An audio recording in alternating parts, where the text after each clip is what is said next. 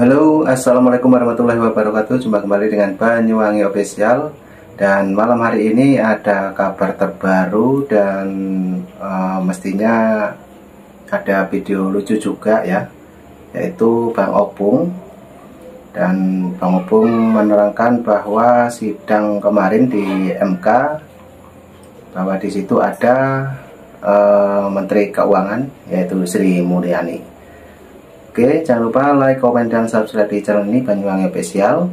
Dan mari kita tonton videonya Bang Opung menerangkan tentang sidang MK kemarin. Oke, kita tonton dulu videonya. Terbongkar fakta mengejutkan dibawa oleh Sri Mulyani. Ternyata Presiden Jokowi suka menghabiskan dana operasionalnya untuk masyarakat. Benar saja Menteri Keuangan Sri Mulyani Indrawati mengungkapkan dan membongkar segalanya. Anggaran kegiatan kunjungan kerja dan bantuan sosial yang dibagikan oleh Presiden Joko Widodo berasal dari dana operasional Presiden itu sendiri. Hal ini disampaikan oleh Sri Mulyani saat memberikan keterangan di hadapan Hakim Mahkamah Konstitusi atau MK dalam sidang lanjutan sengketa hasil pemilihan presiden atau Pilpres 2024. Akhirnya Sri Mulyani Menteri Keuangan mengguncang sidang MK. Mampus kalian.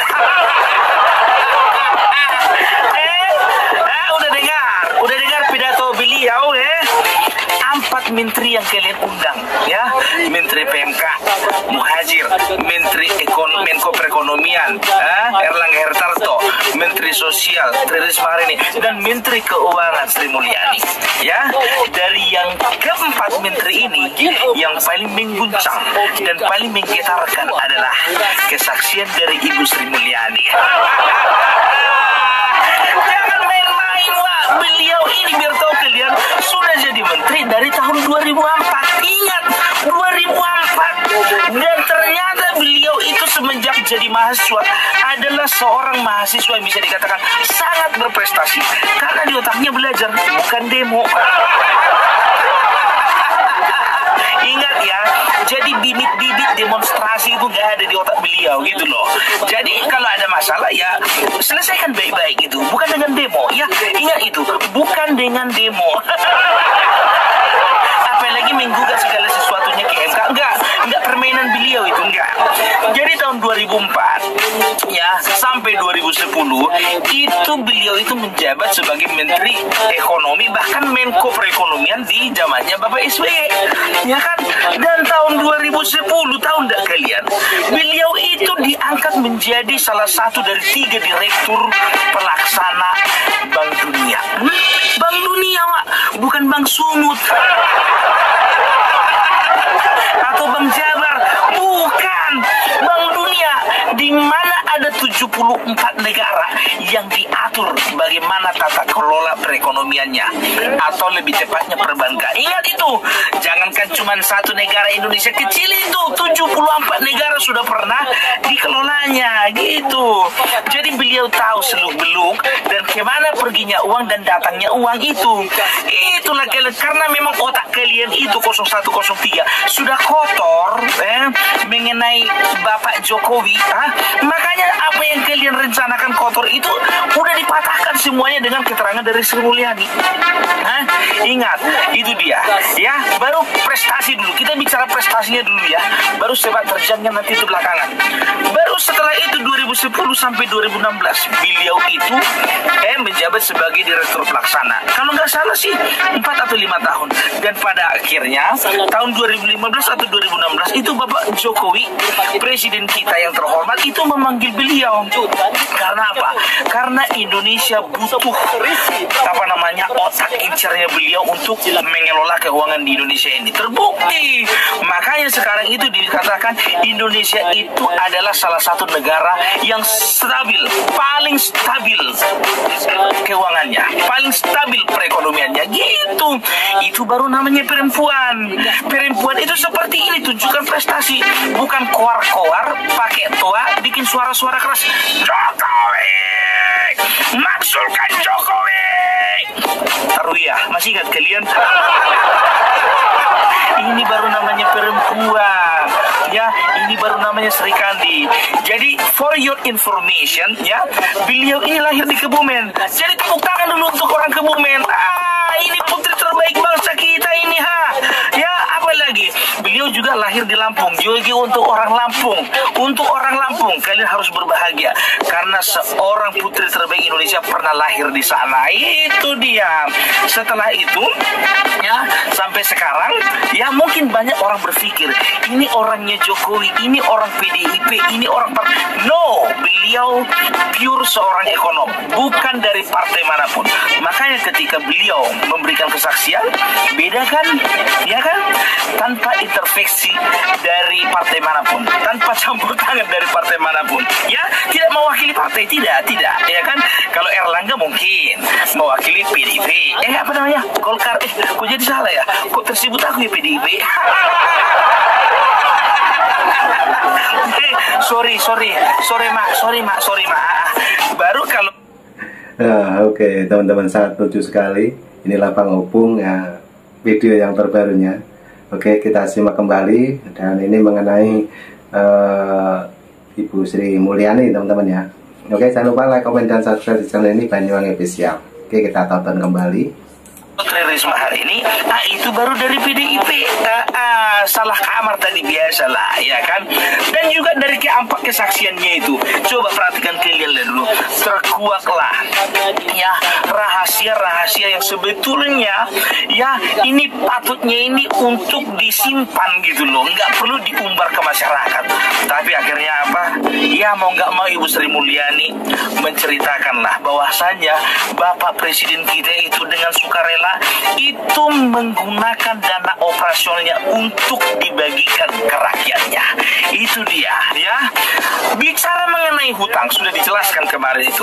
Kalau bicara masalah hutang ya, negara kita itu masih diperbolehkan hutang kepada IMF itu sebesar 60% dari pendapatan negara. Ya, ingat itu. 60% atas persetujuan siapa? Persetujuan DPR, gitu dia. Tapi selama Bapak Joko Widodo ini menjabat, yang digunakannya itu gak nyampe 60%. Berapa bilang hutang yang dipakai? Hanya sekitar 35%. Itu dia.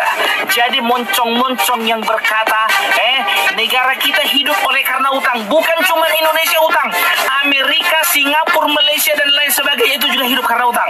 Yang lebih ngerinya lagi seperti Amerika, 200% dari anggaran 200% dari pendapatan negara, itulah utangnya Amerika. Biar tahu kalian, 200%, kita masih 35%. Terus kayak gitu kuara-kuara muncungmu itu, biar tahu kau, bikin emosi aja kok. Itu makanya kalau nggak tahu ya jangan ngomong. Tapi itulah dia, ya kan. Itulah dia, apa namanya, bisa dibilang tepat, indah pada waktunya. Ya, jadi kedatangan menteri tersebut keempat-empatnya bukan untuk menceritakan borok pemerintahan, bukan kan, tapi memberitahukan bahwa bangsa, negara, rakyat, masyarakat, ayo, inilah pemerintahanmu, inilah pemerintah yang memikirkan masa depanmu. Begitu, bukan curiga negatif thinking kayak otakmu itu. Otakmu kan negatif aja terus, itu kan. Tapi itulah kalian itu kan, di dalam batin kalian tersayat-sayat. Kenapa aku nggak bisa nanya ya? Kenapa aku nggak bisa nanya? Kenapa? Tidak diperbolehkan kalian bertanya kan? Tidak diperbolehkan. Karena apa? Ini untuk kepentingan penyelidikan yang dilakukan oleh MK, bukan kepentingan kalian. Kalau kalian gigit jari aja lah kalian. Baru satu wanita loh mengguncang dunia. Biar tahu kalian, pada tahun 2000 berapa ya? 2006 kalau nggak salah. Ya, beliau itu dinobatkan sebagai seorang ekonom terbaik, ya, Menteri Keuangan terbaik se-Asia Tenggara. Itu dia, Menteri Keuangan terbaik se-Asia Tenggara. Tengok berapa menteri di Asia Tenggara ini, itu sendirilah. Dan beliau bukan termasuk menteri yang pernah dipecat. Ingat itu ya, dari 2004 beliau itu sudah menjadi menteri ekonomi. 20 tahun ya. Coba ada itu tuh menteri cuma setahun atau 2 tahun ya, menteri pendidikan kalau nggak salah, langsung dipecat. Anda kenal orangnya, saya kenal. Dan ada juga itu mana itu ya, yang sok-sokan kasih nilai jadi menteri pun nggak pernah, sok-sokan mau membangun bangsa. Yang provinsinya itu loh, yang tingkat kemiskinannya nggak bisa naik-naik itu loh. Yang tingkat kesejahteraannya kemiskinannya, yang tingkat kesejahteraan masyarakatnya itu nggak naik-naik. Tapi sok-sokan itu mau jadi apa namanya, jadi presiden Indonesia pula itu. Jadi berpikir cerdaslah kita. Sebelum kalian mengkritik, lihat dulu diri kalian masing-masing gitu loh. Jadi sebelum kalian panggil kemarin menterinya, maunya kalian pikirkan masak-masak. Ya? Dan akhirnya apa? Ganjar meminta untuk MK memanggil presiden dihadirkan di persidangan. Kata hakim MK apa? Tidak elok. Oh Jar, siapa kali kau? Sopo kowe? Manggil-manggil Bapak Presiden. Banyak kali kayamu fitnah aja muncungmu itu tahu, menjelek-jelekkan aja kau tahu. Udahlah, berapa nilaimu sekarang? Bilang, udahlah. Bangsa ini adalah bangsa yang cerdas, ya.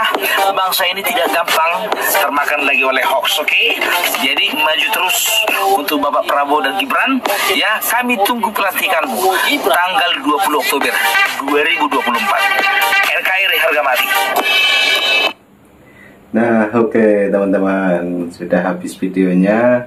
Jadi itu tadi Bang Opung ngoceh-ngoceh lagi tentang MK, tentang sidang-sidang yang di MK kemarin, terutama mengkritik tentang Sri Mulyani, yaitu dengan pidato-pidatonya menerangkan juga Bang Opung, dan di situ Bang Opung sambil ketawa juga ya. Oke, cukup itu dulu yang kita tonton untuk hari ini atau malam hari ini. Terima kasih semuanya. Jangan lupa like, komen, dan subscribe di channel ini, Banyuwangi Official. Dan sebentar lagi juga ada video yang lebih menarik lagi. Tunggu saja di Banyuwangi Official. Oke, terima kasih dan sampai jumpa di video saya selanjutnya. Assalamualaikum warahmatullahi wabarakatuh.